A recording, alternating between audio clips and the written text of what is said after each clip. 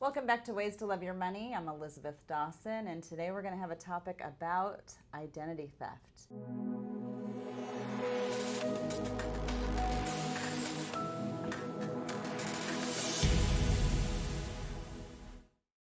Ooh, it's one of those comments that makes your, skin just kind of shake and shrivel because you don't want that to ever happen to you. So I brought today Miss Katie Steck here with us. Good morning. Good morning.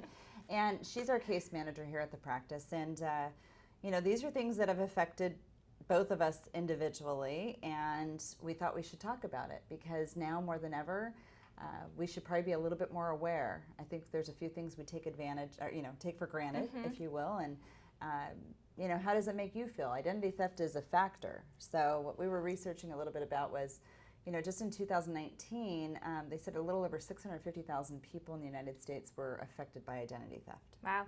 It's a big number, but I guess from however long this census was kind of pulling this information, over 15 million people have been affected by identity theft. So what do you think about that? What are you doing to safeguard yourself? So Katie, do you want to tell a little bit about your thoughts on this, your story, however?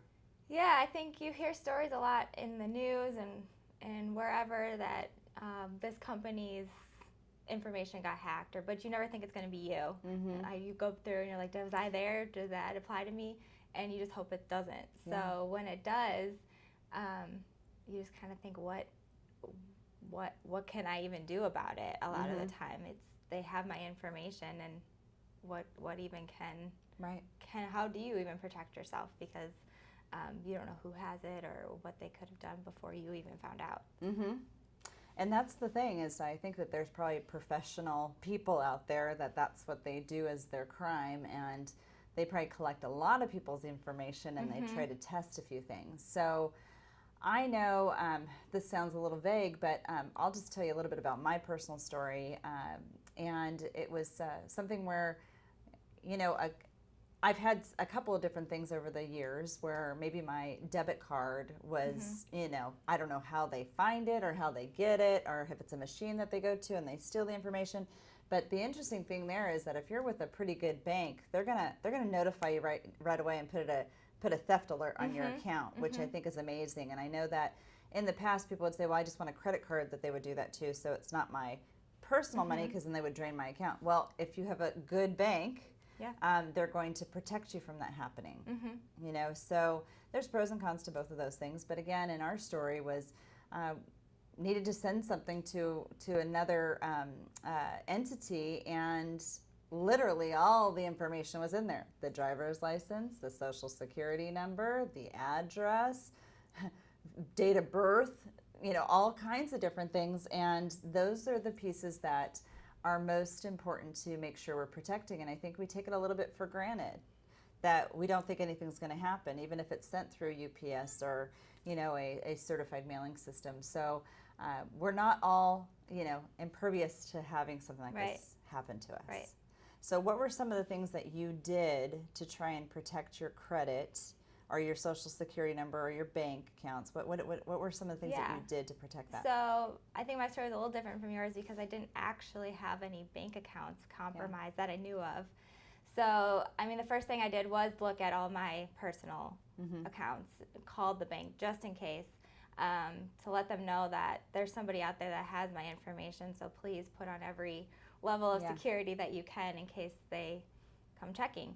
And then the next step was definitely freeze the credit. Make sure that nobody can go open up anything in my name or And how did you freeze your credit? Actually, it was pretty convenient because you can do a lot of that right online if you set up an account with the credit bureaus. Okay. So I did that first, and then called to make sure that it was all set up correctly, and the what do you call it? The identity alert was on too. Identity alert. Well, I think I've had to go through those things too, and most people don't realize that. And maybe 2 or 3 years ago, there was a big thing with the credit bureaus being, compromised, if you will. And basically, they said put a freeze on your credit if you're concerned about that. Even calling the Social Security Administration, I think, is really important too, because if someone has all the connected dots, maybe they don't know all of your personal information, but that's why it's so interesting, because when you go online, to open an account, or they want to have security questions, that's a little unnerving. So now I'm more aware of that, because it's like, I don't know if I want to give you all that information, because then what could someone else do? But they're doing that for our protection, right? They're doing that for our protection. So I know that there's a lot of systems and procedures that we use for our clients to make sure that they're all protected and they're doing everything,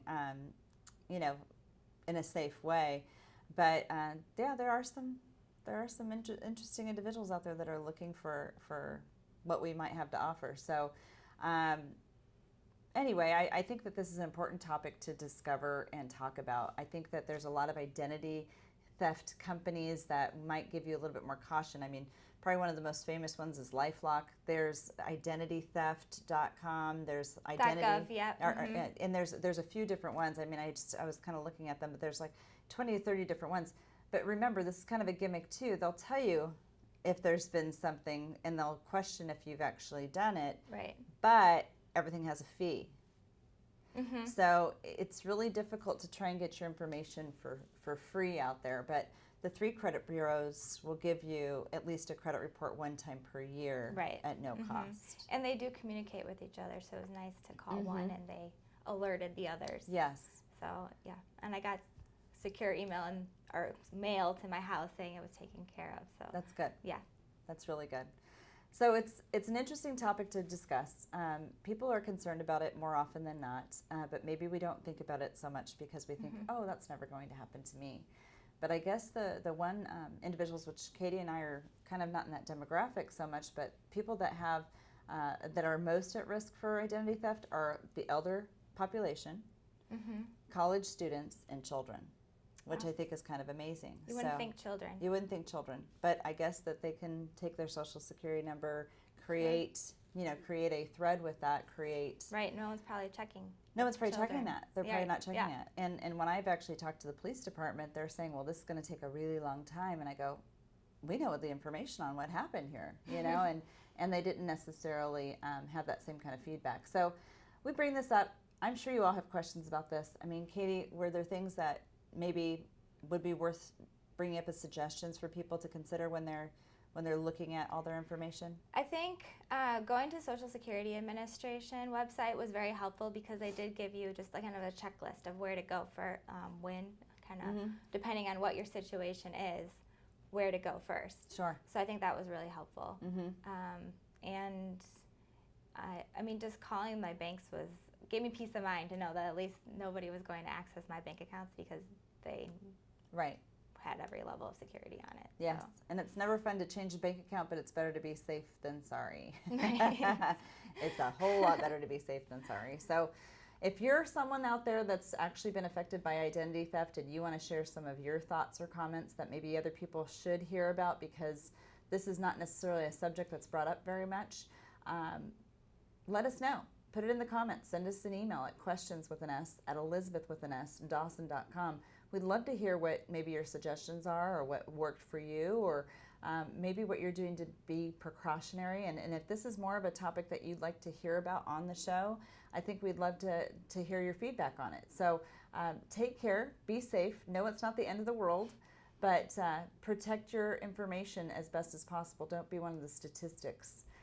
650,000 people over 330 million people in the United States, it's still a lot of people. 650,000 people. So if that is something that's just on your mind, let it be on your radar so that you're a little bit more protected. Absolutely. Yeah. All right, take care. We'll be back next week with another episode of Ways to Love Your Money.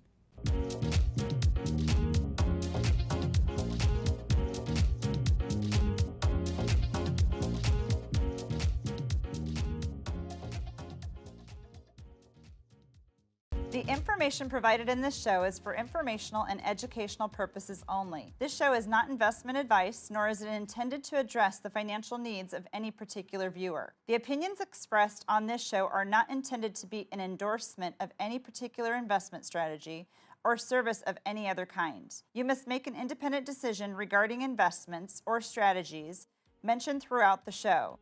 Before acting on information in this show, you should consider whether it is suitable for your particular situation and strongly consider seeking advice from a financial advisor.